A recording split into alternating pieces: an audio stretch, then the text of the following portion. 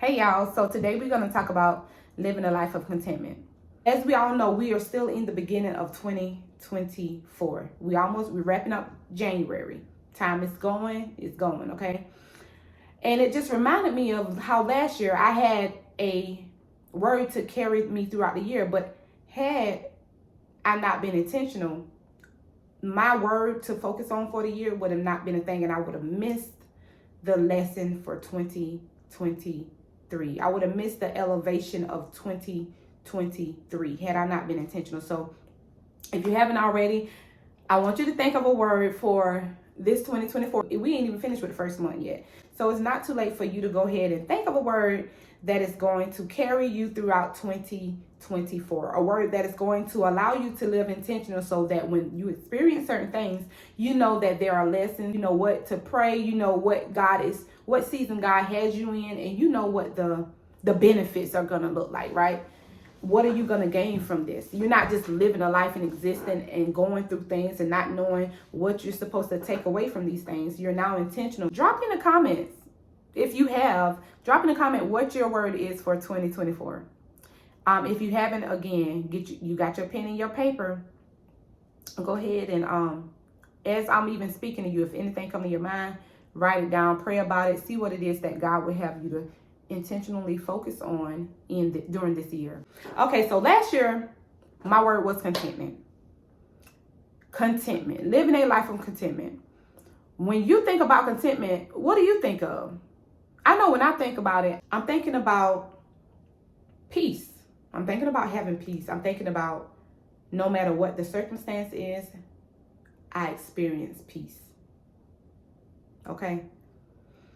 And the thing that brought me to this word was, of course, God, but it had been some things happening in my life prior to last year that really was overwhelming to go through. The afflictions that I experienced, they were overwhelming. Yes, I made it through, but I can't deny that it was not something that really, it threw me for a loop.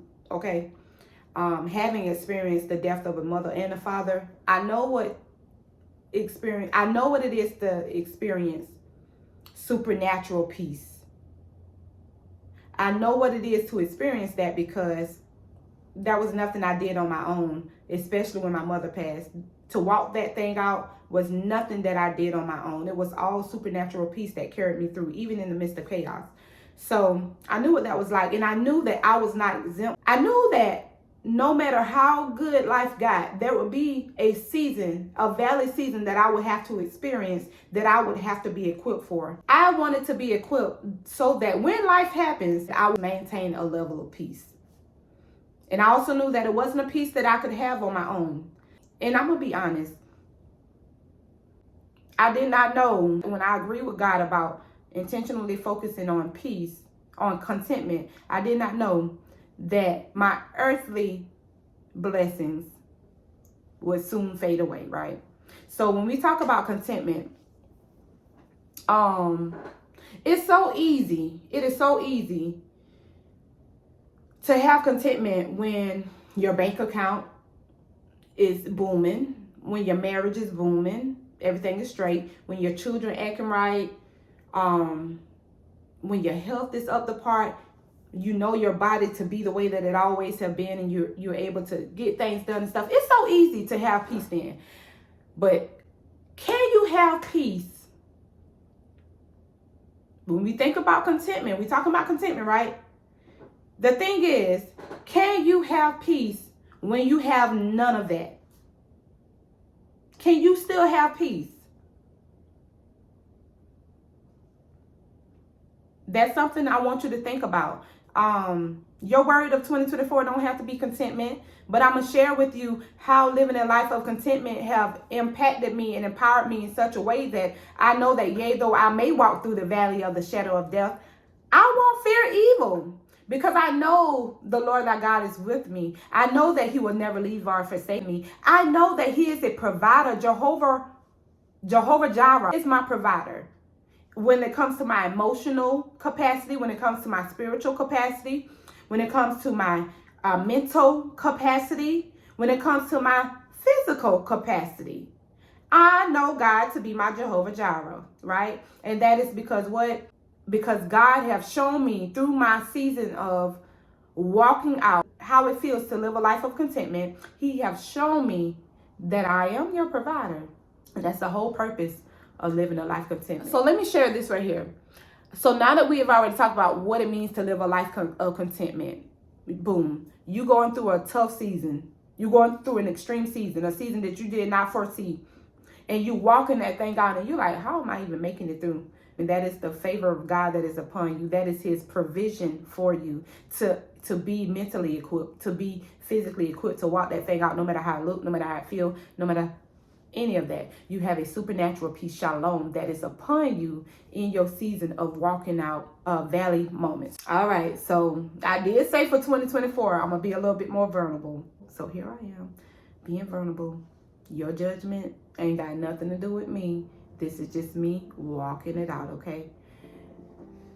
Whew. Okay, so last year, I asked God to help me live a life of contentment. And honestly, it was more of a heart posture season of shifting the things that were inside of my heart that were I had to release. Surrendering my heart, surrendering my desires, surrendering my comfort, surrendering convenience. I had to surrender all of these things in this season. There were moments in this season. Let me rewind. I was a licensed stylist for 17 plus years. I was doing hair and I was making not many, but money, okay? I knew what it was like to go into a salon and make thousands of dollars in a day, in a week. I knew what all of that was like. I knew what it was like to not have money one day and go in the salon and baby, I'm booming, okay? I knew what it was like to have a bank account with money in it. All right, I knew what it's like that anytime my children asked for anything that I was able to do it when it came to the finances, that we were not lacking in the financial department. I knew what that was like. I knew what it was like to have a pantry full of grocery, more than enough, right? I knew what it was like to always, and I do mean always, be able to give to the homeless, I give to the needy, I give to those that were in need. I knew what it was like to have so much of an overflow that I had enough to give to other people. I knew what it was like. I knew what it was like to have the physical capacity where my energy levels were so high that I could maximize time like nobody else. That I could clean a whole house, cook a whole dinner, do all of that within a certain time frame. Be able to 1, 2, 3 get things done just like that because my energy level was up to par. Okay? I knew what it was like to have an overflow of joy. And I'm talking an overflow that when I walk in the room, others feel it because it was an overflow of joy that I walked with. I knew what it was like. Even in my low seasons, I knew what it was like to have an overflow of joy. That my cup ran over, that I had enough to even pour into other people. I knew what that was like. Baby, in this season, meaning 2023, my life in 2023, I'm talking everything that I spoke of just now had shifted. It all started with God telling me to leave that career. That was my security blanket. When God told me to leave that career, he continued to tug at my heart, just let me know this is not what I have for you. I have more. But complacency, comfort kept me at that salon. It kept me at the salon because it was like, I would tell God, like, God, I am scared, okay? I'm scared. And I'm talking about, he was trying to tell me to do that at the end of 2022. He had already started telling me, like, okay, it's time for you to leave. And I'm like, God, I'm so scared. What does this mean financially? What is this? This is before the word of contentment even came to be. I'm like, God, I'm so scared. What does this mean for me? What does this mean for my children? What does this mean for my family? What does it mean for my finances? What does this mean for my identity? What does this mean? And God, he never stopped. He never stopped coming to me, let me know, like, I have more for you. I need for you to leave.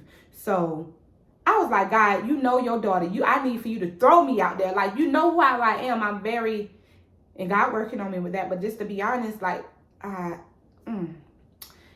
that's something that I'm working on. But I'm like, God, I am nervous. I need you to get up in my face and be like, your time is up, okay? And when I tell you everything from issues with the babysitter for my son, where things were happening with him, that my spirit just didn't feel right with. But that last straw was that last straw, okay? That was in my face, like, girl, get it together. Not only that, but I ended up getting pregnant. Y'all don't know what it's like for me to get pregnant. When I get pregnant, I get sick as a dog. No matter how positive I am, I get sick as a dog. My energy level is fully depleted. I can't do much of anything.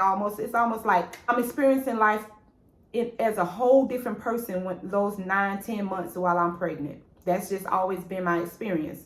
But I say that, I share that, and I share these other things with you because I want you to understand that all of these things started happening after I surrendered and said, God, I want to live a life of contentment. Not knowing that my surrendering would bring about all of this. Not knowing that my desire to know God in a more intimate way would bring about all of this. I should have known. But I can't say that was what drew me to this place where I wanted to live a life of contentment. Even my bank account, I was making the money. It had gotten to the place now it would carry me through all before, but I was making the money, and the money that I was making wasn't making sense. I would have more than enough in the past, but right around the time when God started saying, okay, your time is up, I was making the money, and the money wasn't making sense. As soon as I got the money was going somewhere else. I thought I heard the baby. Oh, that's my baby. Hold on, y'all. I'll be right back. Whew, I'm back, y'all. Real life. Look. Hey, Buzzy, tell the people hello. Tell the people hello. I got this phone propped up on a sparkling water bottle, okay? Hey, Buzzy, this is real life. I'm a mom of 8, and this is real life. I would have loved to have done this video and just had everything just, mapped out and stuff, but he woke up. My baby hungry. We gotta feed him, but we gotta get this work going. And the reason why I'm sharing that with y'all, I didn't have to share that with y'all, but y'all want to know why I'm sharing that with y'all? Because of course y'all know, if y'all been following me, y'all know your girl is intentional. The reason that I'm going to share this every time it comes up is because I understand how the enemy operates. I understand that the enemy study us, and the enemy know certain things that you struggled with in the past, or certain things that you're currently struggling with. He knows your weak points. So I hold myself accountable, one. And then I also want to encourage y'all, like, listen, don't let the enemy win. Don't let the enemy win. If I come on here some days and my hair ain't done, if I come on here some days and my hands might be ashy, listen, at the end of the day, it ain't about me. It's not about me. And so I encourage you that when you feel things happening, and it's just like, oh gosh, like, what's going on here? Push through. Show up anyway. Tell the enemy he is a liar. Those thoughts that you might have, like, oh gosh, you are a liar. No, everything don't have to be perfect, because that was one of the things that I felt in the past. My life ain't perfect. The truth is, and I'll have to tell the enemy, inner me, well, actually, your life ain't perfect. You not perfect. God is the only perfect one. Okay? He is the only perfect one. So you don't have to try to present yourself to be like, okay, everything is this and everything. It ain't. It's not. So yeah, I share that with y'all when I'm on these videos, and then I say something around, oh well, My hair ain't done. I'm constantly doing that because I know how the enemy try to come at me.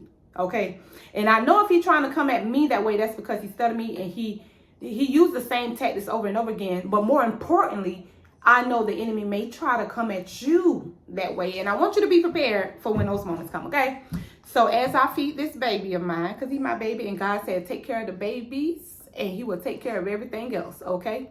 And He wasn't just talking about my biological babies.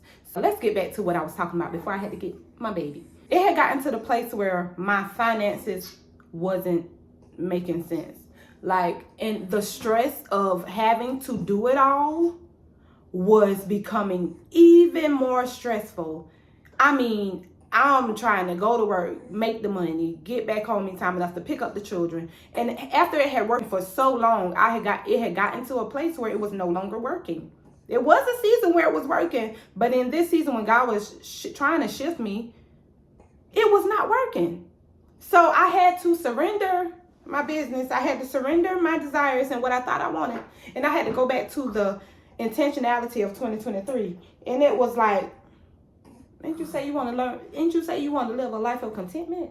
I'm trying to help you to walk that out, but you keep on doing the total opposite.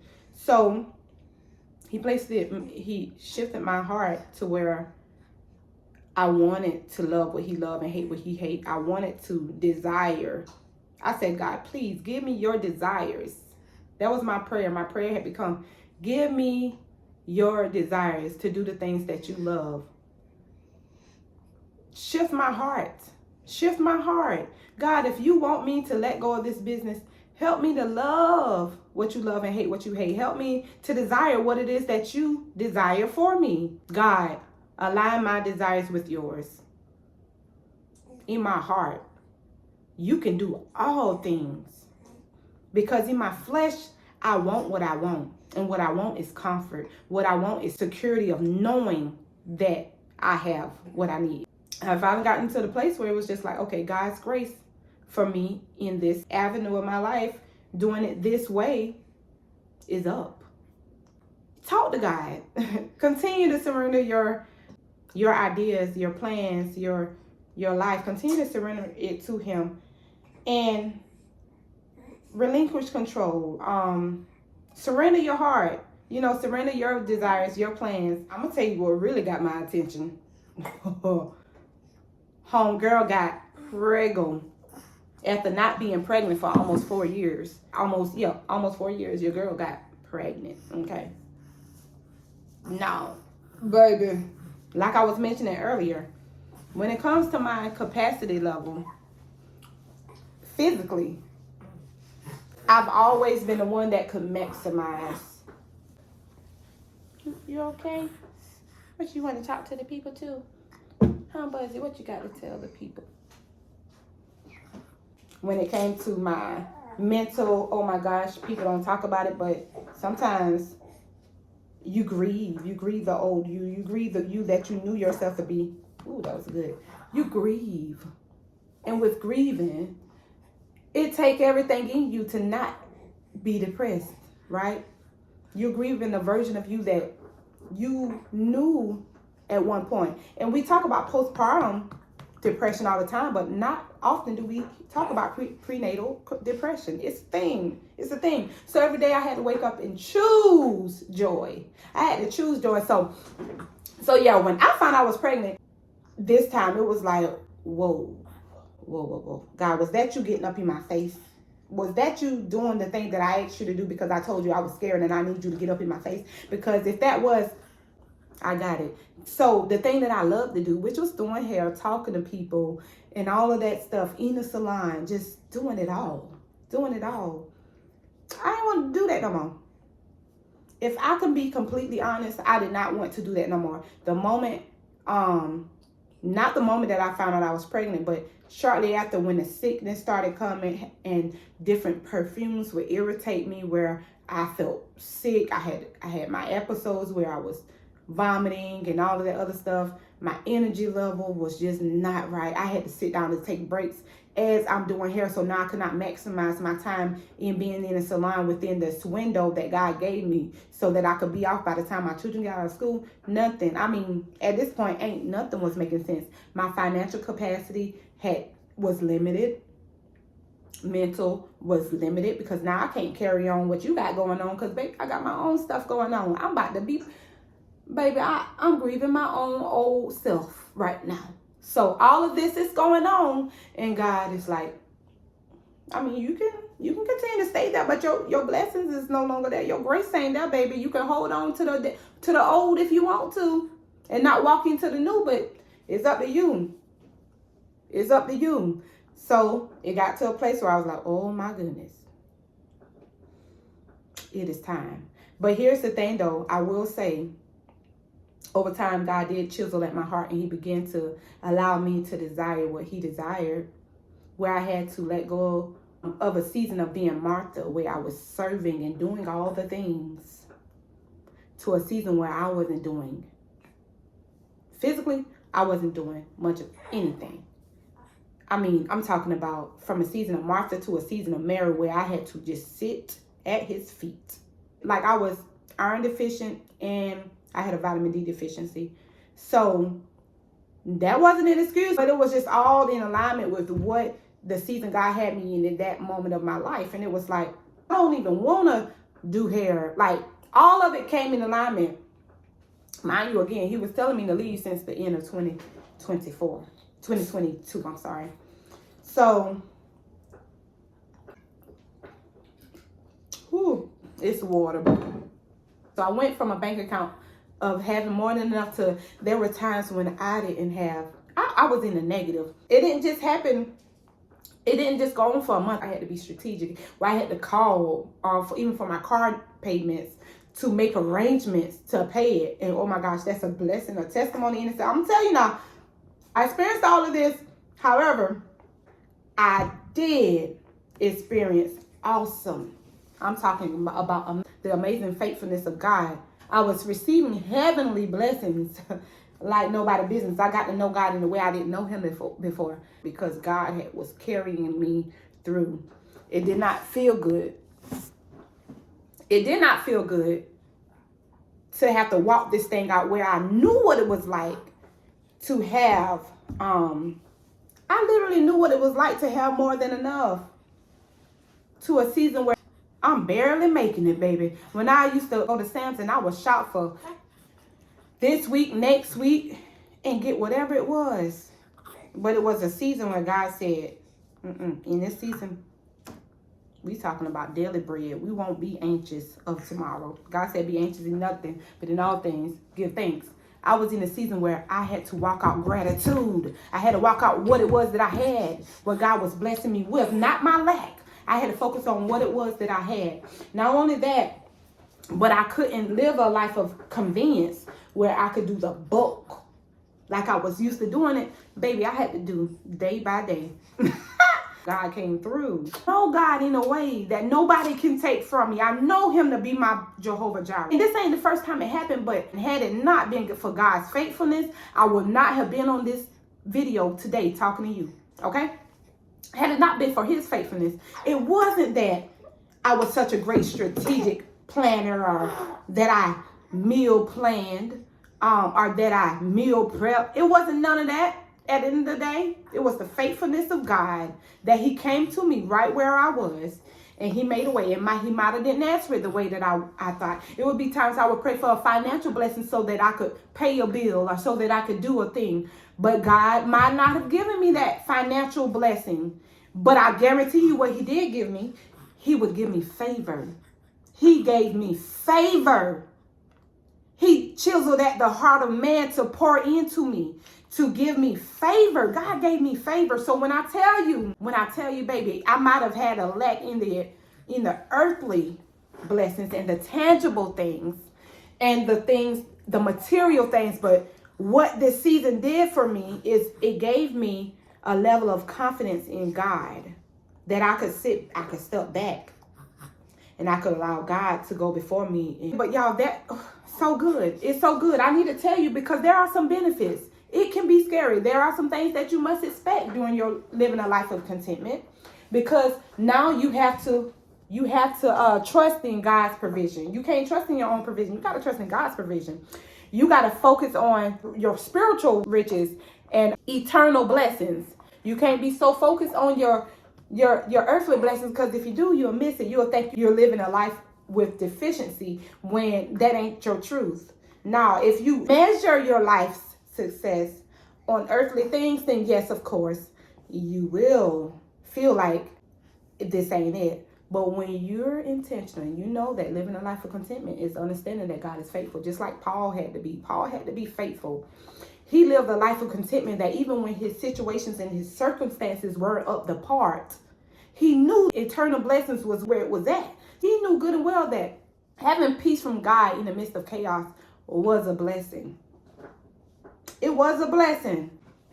He knew that it was a blessing. I have a note right here in my notes, and I want to share with y'all. One of the things that really helped me through this season was being intentional about what gratitude looked like, so that I wouldn't get tricked. I wouldn't fall into the trap of the enemy to where I'm moping and I'm complaining and I'm a victim.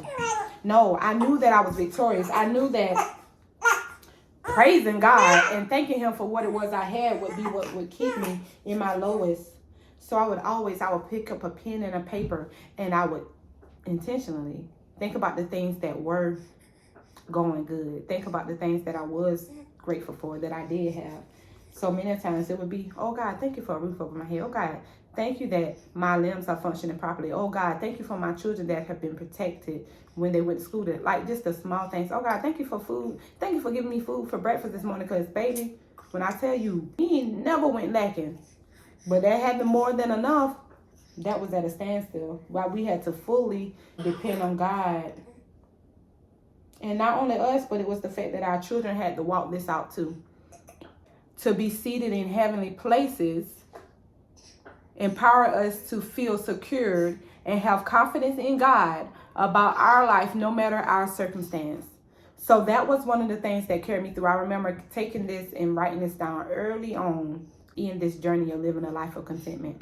And again, it was to focus on the heavenly places, being seated in heavenly places, the eternity, my eternal blessings, allowing my children to walk through this and then experience God in the most supernatural way. So many blessings. I mean, so many ways that God showed his hands. Like we would literally be in a grocery store. I would go back and get my card because I brought in the wrong one. By the time I came back, the stuff was already paid for. It would be times I would go in the grocery store thinking I got the money, and then I went to go swipe my card. It wasn't on there.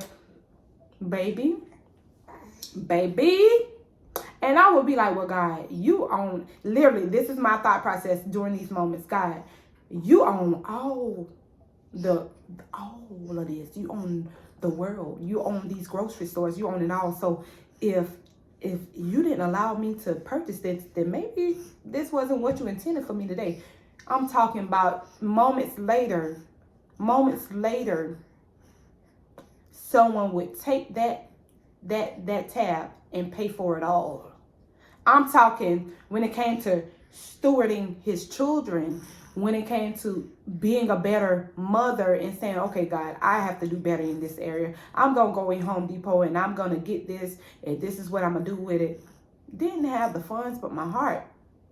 God had placed it in my heart to do this thing for my children. And when I tell you, get to the register, something that cost about $60-something, the lady tells me, oh, don't worry about it. All of this is happening in the same week that we intentionally focused on a scripture that was so profound that changed the trajectory of my life and my children's life, because now they call it the boomerang effect. But it's basically sowing. When you sow sparingly, you reap sparingly. When you sow bountifully, you reap bountifully. So that was the scripture we were focusing on for that month. And God showed out. He showed out so extreme. And I'm just going to share a little bit of it, because had I not been obedient, I would have missed the faithfulness of God. I'm talking my vendor, one of my vendors that I go to for my outsourced units. I went there to try to get products so that I could do the work. I kid you not.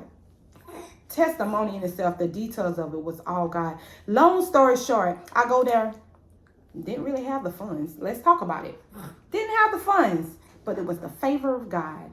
Went there to get one thing, came back with loads. When I say thousands of dollars worth of inventory, thousands. And guess how much I paid for it?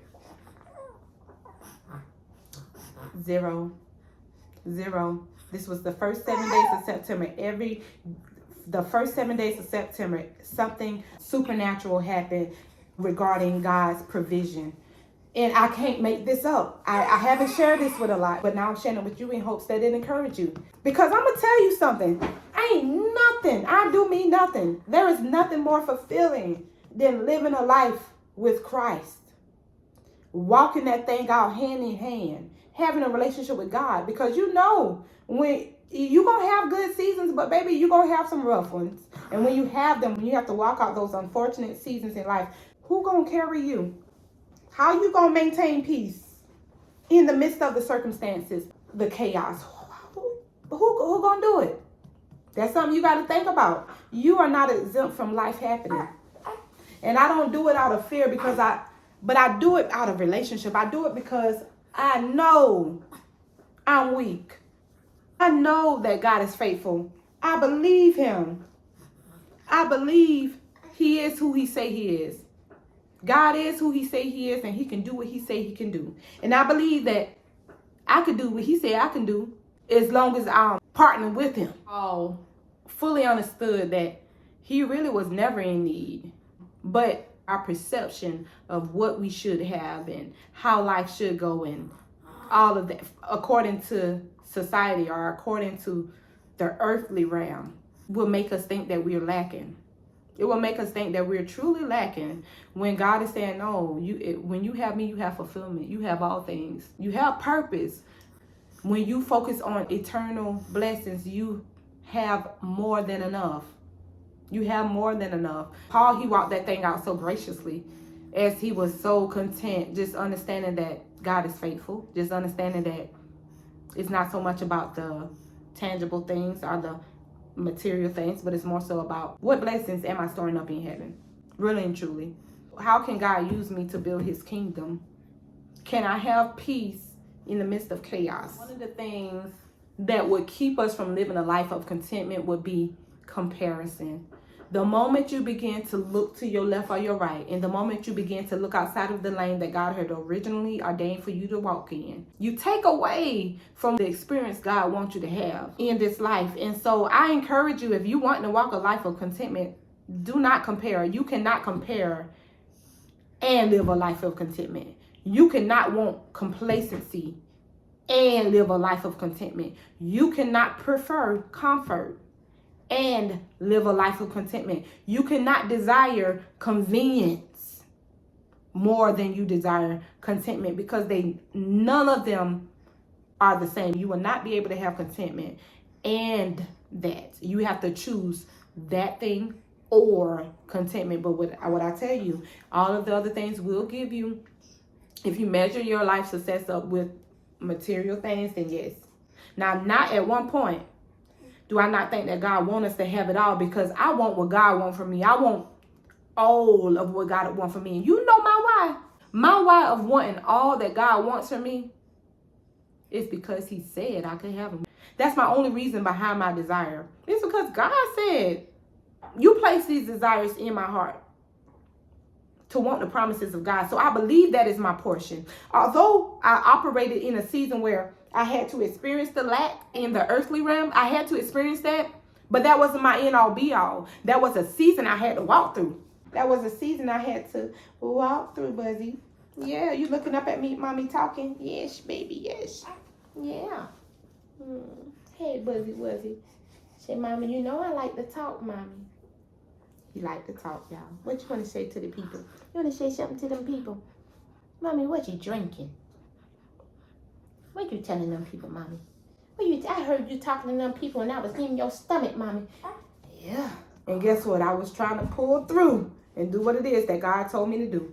I wasn't successful every time, So grateful in those moments that I did, because that was fulfillment. I didn't get paid $1. I don't care if one person had liked the video or one person viewed it. I was so grateful to have been obedient to what it was that God had told me to do. Once you do the part that God tells you to do, seek first the kingdom of God and his righteousness. All that other stuff will come.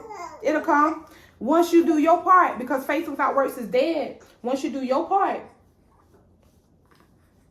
baby, it's gonna work out. You're doing the work. It's gonna show up in its own way. Oh no. All right, y'all. So this is my cue to wrap it up. But before I get off of here, I want to share these things with y'all again, because I need for y'all to get it. You got your pen and your paper. And I want you to write these things down, okay? If you are in a season where you want to live a life of contentment, it's a few things that you have to have with you and you have to be equipped for. And I hope that these things help shift your mindset even now. Don't be afraid to walk it out. You have to trust in God's provision. You have to. There's no way around it. You're going to have to trust that God is your Jehovah Jireh, okay? There are times I had to sit down and I had to say, thank you for being Jehovah Rapha, my healer. God, because in my physical body, I don't feel healthy. I have an iron deficiency. God, I need you to be Jehovah Rapha. I need you to be that. I need you to be El Shaddai, a God of more than enough. I might not have had more than enough with my material things, but God, I need more than enough joy today because I don't feel myself. You have to keep that stuff in mind when walking this thing out. Is God really your provider? Can you trust him to really be your provider? Do you believe that God is your provider? Number 2, your focus cannot be on spiritual riches or external blessings over earthly material wealth. What you want to talk about? What you want to talk about? Hey, Jacob. Hey, Fuzzy. Huh? Let me get your bouncy. So where was I? Your focus must be on your spiritual riches and external blessings over earthly material wealth.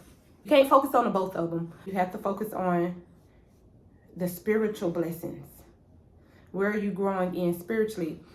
Fruits of the spirit. Judge them by the fruit that they bear. You don't want to be looking like you got it all together because you look good on the outside. You dress nice, makeup on fleek. You got on cologne that smells so good.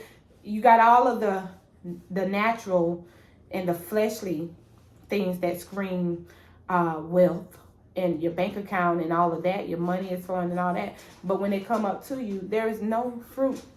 There is no fruit. Judge them by the fruit that they bear. You have no fruit to show for yourself because you're not walking with love, joy, peace, kindness, faithfulness, gentleness, none of that. You don't have any of that to show because you so focused on the outward or the natural. So keep that in mind as well. Your eternal blessings is where it's at.